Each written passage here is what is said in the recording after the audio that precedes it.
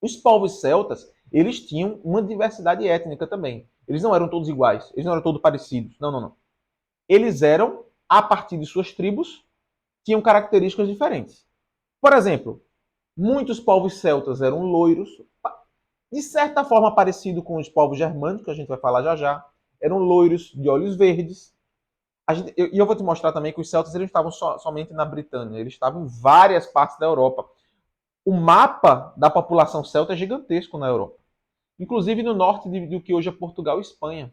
Muito da população loira e de olhos claros do norte da Espanha e do norte de Portugal é de origem celta e não germânica. São povos diferentes. Tá? Germânicos são povos de uma mesma família étnica e linguística, e os celtas são outros povos de família étnica e linguística. Então, os celtas têm a mesma família étnica e os germânicos outra família étnica, apesar de se assemelharem em muitas coisas na questão do fenótipo, da aparência. Então, os celtas, muitos deles eram ruivos, principalmente os celtas escoceses e irlandeses. A gente já não tem uma população ruiva grande entre os germânicos. A população ruiva mais predominante é justamente a população celta. E especialmente a população celta escocesa, ou seja, os gaélicos e os irlandeses.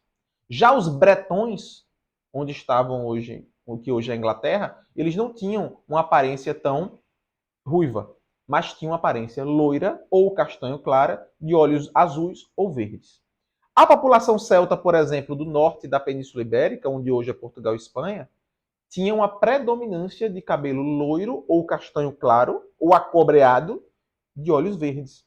Interessante. Ou seja, é um ponto interessante. A maior parte da população loira do Brasil, muito provavelmente não é descendente de germânicos, mas sim de celtas.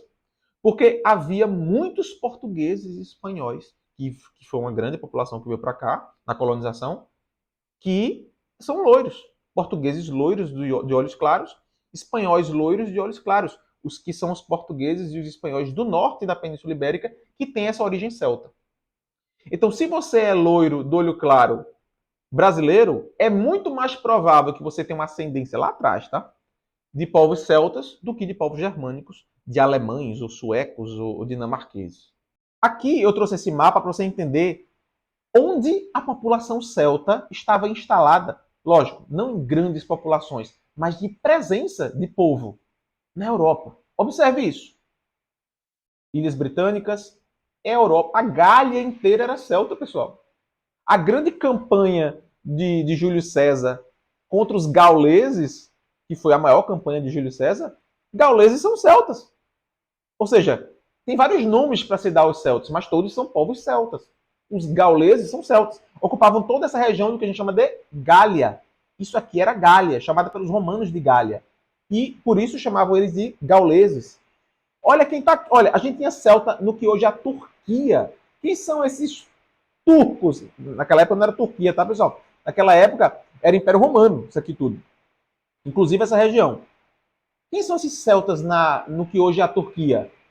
É o que a gente chama de Gálatas. Esses povos migraram da Gália para essa região e começaram a ser chamados de Gálatas, porque eles vieram da Gália, de Gália.